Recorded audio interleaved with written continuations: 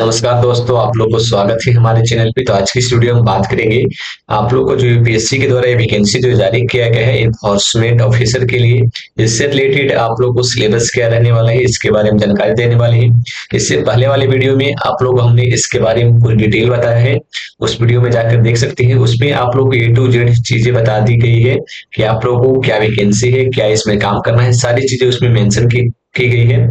इस वीडियो में मेन रूप से हम सिलेबस के बारे में डिस्कस करने वाले हैं, क्योंकि बहुत सारे कैंडिडेट का पिछले वाले वीडियो में कमेंट आया था कि आप सिलेबस को परफेक्टली सही तरीके से बताएं ताकि हमको समझ में आए कि आखिर इसका सिलेबस क्या है। ठीक है, चलिए हम उसके बारे में बात करते हैं।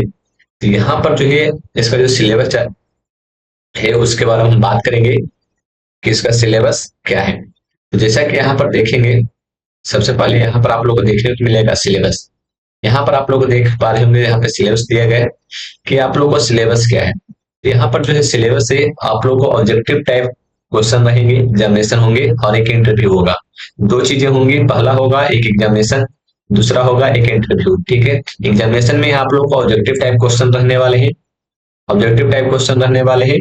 और इंटरव्यू में आप लोग को जिस प्रकार से इंटरव्यू यूपीएससी का लिया जाता है उस प्रकार का एक स्मॉल सा इंटरव्यू होगा 25 मार्क्स का। तो चलिए सबसे पहले पूरी डिटेल में बात करते हैं। यहाँ पर देखिए, तो पहला जो सब्जेक्ट यहाँ पर सिलेबस में दिया है कि जो आप लोग को एग्जामिनेशन होगा उसमें आप लोग का पहला जो सब्जेक्ट दिया गया है, तो पहले बता देते हैं कि आप लोगों को मार्क्स कितना है। टोटल मार्क्स का जो एग्जामिनेशन होने वाला है 75 मार्क्स का होने वाला है। ठीक है, 75 मार्क्स का यहाँ पर एग्जामिनेशन होने वाला है। ठीक है, और 25 मार्क्स के यहाँ पर जो है इंटरव्यू आप लोग को रहने वाला है। 25 मार्क्स का इंटरव्यू रहने वाला है। ठीक है, 25 मार्क्स का इंटरव्यू रहने वाला है। अब बात कर लेते हैं कि आप लोग को कौन कौन से सब्जेक्ट यहाँ पर पूछे जाएंगे। पहला जो सब्जेक्ट है यहाँ पे आप लोग का जनरल इंग्लिश। जनरल इंग्लिश यहाँ पर पूछा जाएगा, जिसमें आप लोग को कहा गया है कि to evaluate candidate understanding of English language workman like use of word. Mainly रूप से इसमें जो आप लोग को इंग्लिश में जो पूछा जाएगा, आप लोग को वर्ड से रिलेटेड जो आप लोग को इंग्लिश में मेन रूप से वर्ड से रिलेटेड जो आप लोग को मीनिंग होता है उससे रिलेटेड क्वेश्चन आएंगे, बहुत सारे आएंगे, क्योंकि यहाँ पर आप लोग को ये मेंशन कर दिया गया है। उसके बाद फिर सेकेंड नंबर पर देखेंगे, तो सेकेंड नंबर पर आप लोग को देखने को मिलेगा Indian culture. Indian culture, heritage and freedom movement. यहाँ पर हिस्ट्री से रिलेटेड यहाँ पे क्वेश्चन पूछे जाएंगे। ठीक है, यहाँ पर पहला हो गया इंग्लिश, दूसरा हो गया हिस्ट्री, तीसरा हम देखिएगा, तीसरा हो गया इकोनॉमिक्स। इकोनॉमिक्स से क्वेश्चन रहने वाले हैं। चौथा की बात करें, चौथा कॉन्स्टिट्यूशन ऑफ इंडिया, यानी कि पॉलिटी। हिस्ट्री हो गया, इकोनॉमिक्स हो गया, पॉलिटी हो गया। उसके बाद फिर नेक्स्ट आप लोगों को general science, general science and basic knowledge of computer application. तो एक हो गया history, economics, politics, science and computer. इस ये सभी ये पांच आप लोगों को हो गया। ठीक है, अब बात कर लेते हैं छठा में mathematics and reasoning. Mathematics and reasoning जिसमें स्टैटिक्स भी होंगे और मेंटल एबिलिटी यानी कि रीजनिंग भी होंगे। ठीक है, सातवां की बात करें, सातवां industrial relation, labour law and social security of in India.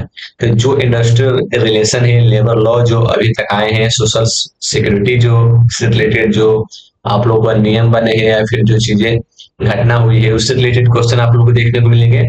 उसके बाद फिर आठवां की बात करें तो यहाँ पे principle of accountancy, auditing and insurance.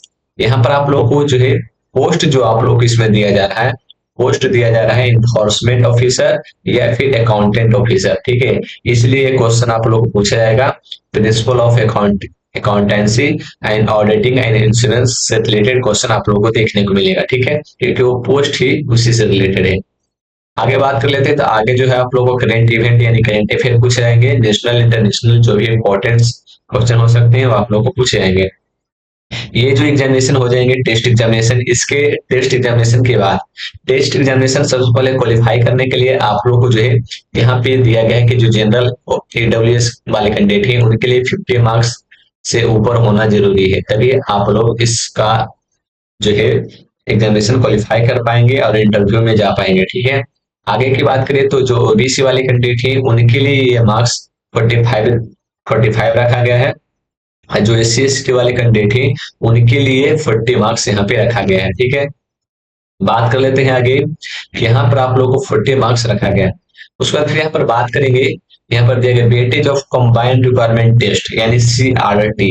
Marks interview और मार्क्स विल बी रेशियो। यहाँ पर कहा जा रहा है कि आप लोगों का जो टेस्ट एग्जामिनेशन होगा और साथ में जो इंटरव्यू होगा उसमें मार्क्स डिस्ट्रीब्यूशन किस प्रकार से होने वाला है। यहाँ पर जो टेस्ट एग्जामिनेशन होगा वो 75% होगा, 75% टेस्ट होगा और 25% का इंटरव्यू होने वाला है। ठीक है, 25% का इंटरव्यू होने वाला है, जिसमें आप लोगों को 75% नंबर में आप लोग को 50% नंबर लाना होगा जनरल वाले कैंडिडेट का, और बाकी आप लोग को ओबीसी और एससी एसटी वाले कैंडिडेट का 5-10 नंबर कम किया गया। ठीक है, तो इस प्रकार से आप लोग देख सकते हैं।